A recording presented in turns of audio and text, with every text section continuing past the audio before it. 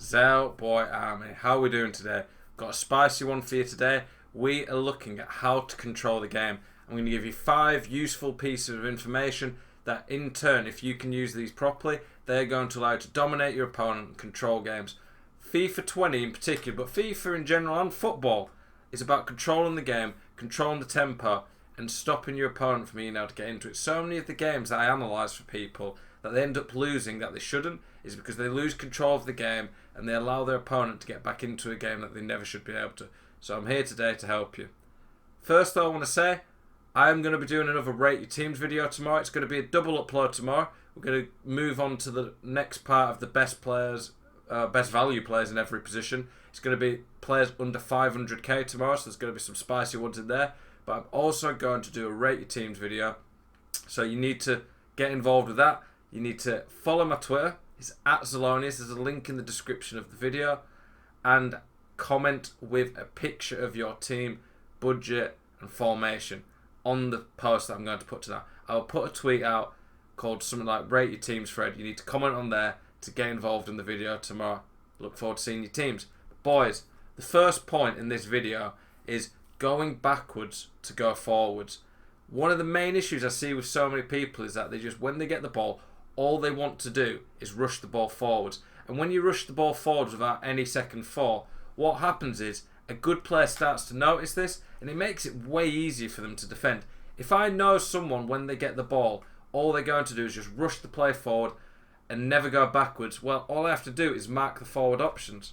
So you can look at this goal I get here. It's patient play. It is from kickoff, but I'm still patient. See there? He marked the backwards pass. I've got arrows now, by the way. So I go forwards, use a few tricks, go backwards. I'm going backwards, I'm building up, I'm not forcing the ball forward. So many people on this game are impatient. And this game is all about patience and keeping the ball well. Just quick, nice passing. Move it forward. Okay, again here. A lot of people, honestly, here will try dribble there, or pass there, turn there, pass down there. That would never work, and I would just be surrendering possession up straight away. I go backwards there, because that is 100% the best option to do. I switch the ball, I'm using the space, using width. By using the space that you get on the pitch, it allows you to have more time to build up and make a better chance. You can see there I had a lot of time on the ball. I'm still working the ball well. I go backwards again, not forcing anything forwards that isn't there. What I'm trying to say as well here, this video is not going to just be teaching how to time waste. This video is going to tell you to control the tempo of the game, and in turn, it will make you a far better and more patient player if you can do the things I taught you about. You can see there, use the space again. And then my opponent's got frustrated, it's gone into the team press, and I've been able to turn and get an easy goal. But there's 4 or 5 occasions in that attack where most people that I coach and analyse their games would 100% have forced the ball forward. And by doing that, they'd have given away the possession and ultimately an easy chance for me. What happens on this game is people get bored, they get impatient, they make a silly mistake and give the ball away. If you have the ball, you can score and your opponent can't score. If your opponent has the ball, you can't score and they can score. FIFA in essence is very simple, but it's putting all the finer parts together that make it a bit more complicated, and I'm here to help you with that. But point 1, go backwards to go forwards. Point 2 is keeping yourself structured and organised. A lot of people, when they think about controlling the game, just think possession, possession, possession. What I'm here to tell you is a mistake that so many people make is they just get desperate to get the ball back. They think that's how you control the game, just solely through possession. That they end up diving in and making silly mistakes.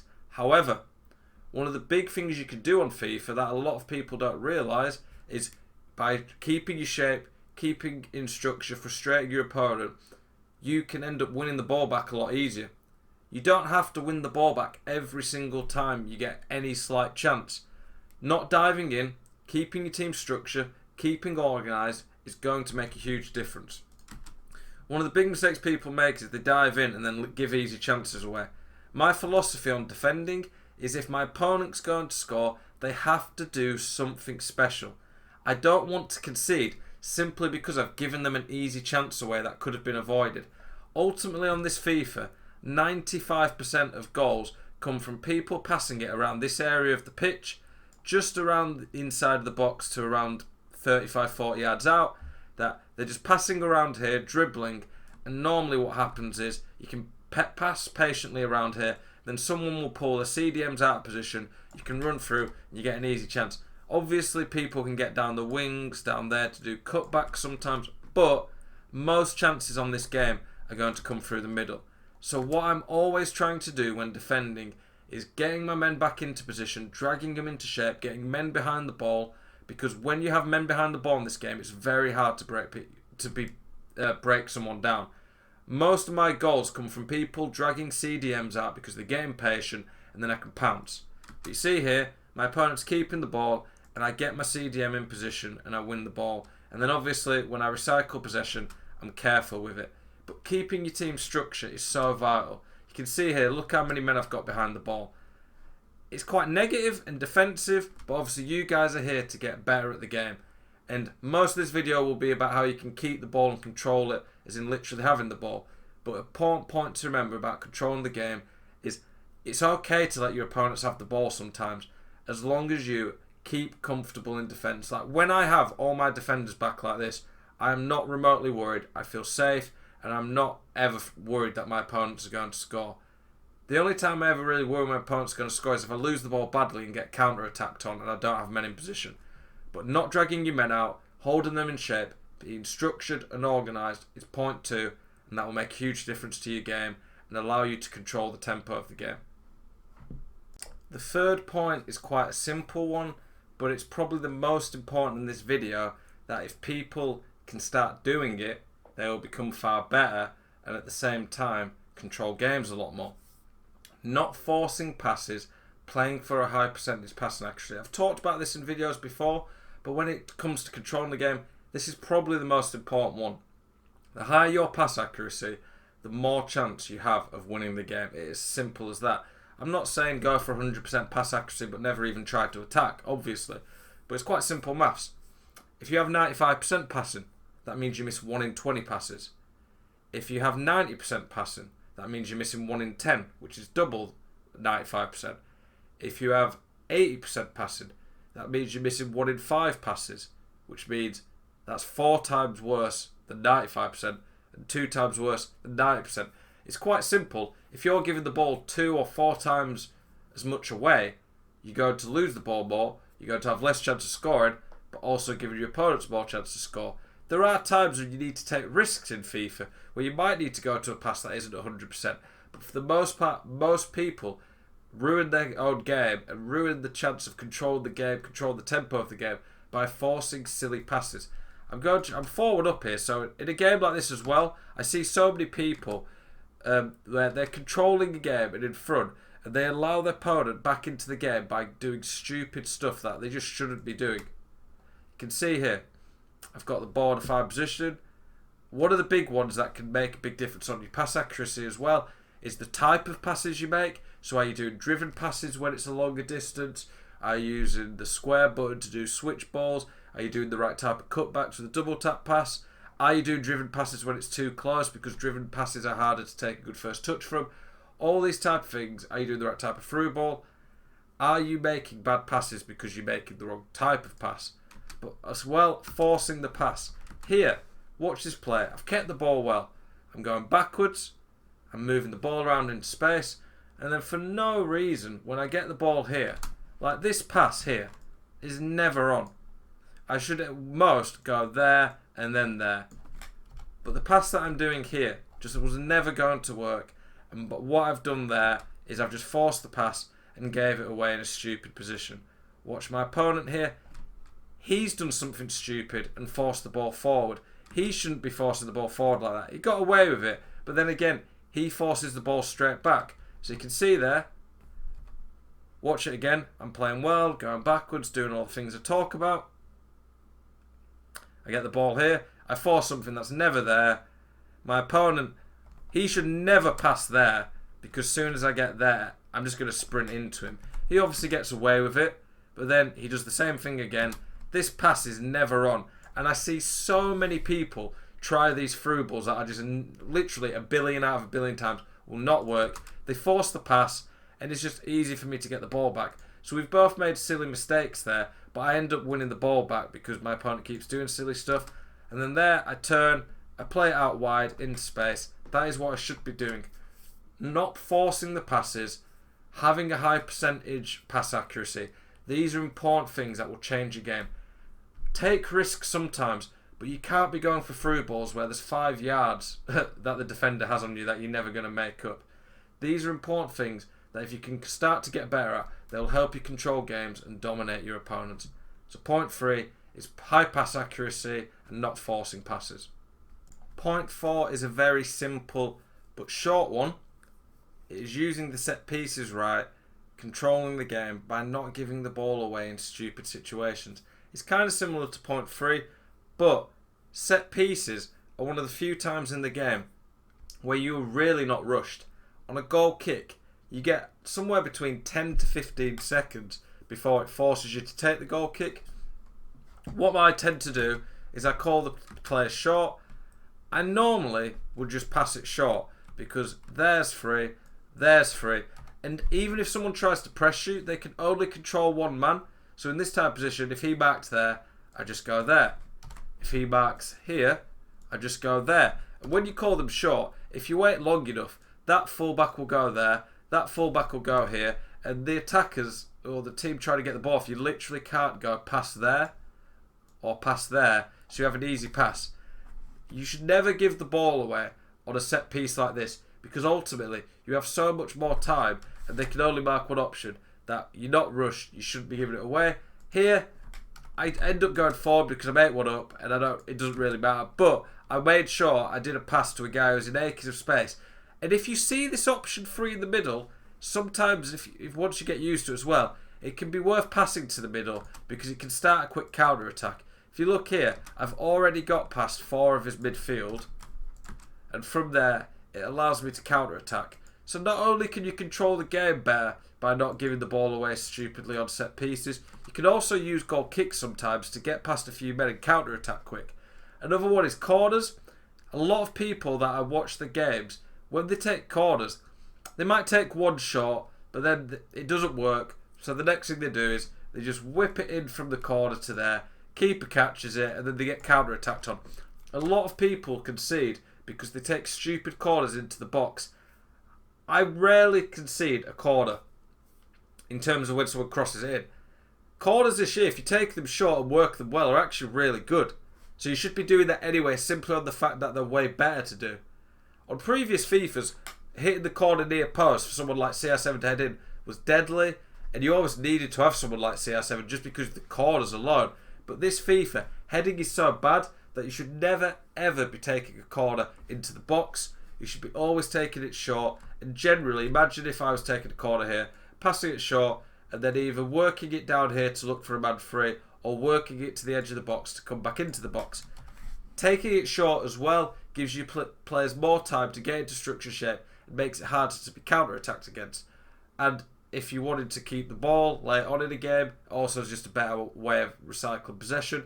Same can be said for throw-ins. Don't rush a throw-in. You can switch and move about loads. You can do fake throw-ins, things like that will make a big difference, that make it a lot harder for your opponent to get the ball off you. So many people are just stupid and just force a throw-in and give the ball away. You should never ever be conceding possession from goal kicks, throw-ins and corners. Those are musts on this game. Same for free kicks. It's just about taking your time and being patient. So much of controlling the game is about patience, but so many people don't seem to have it.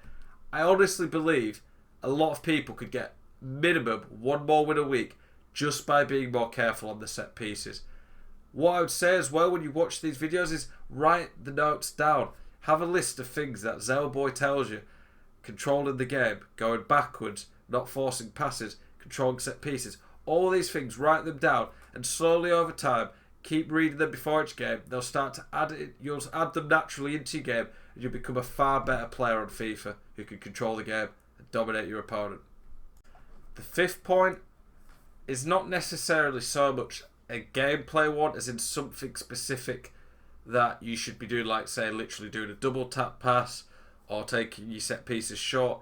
It is a mentality thing. And mentality on this game is so vital.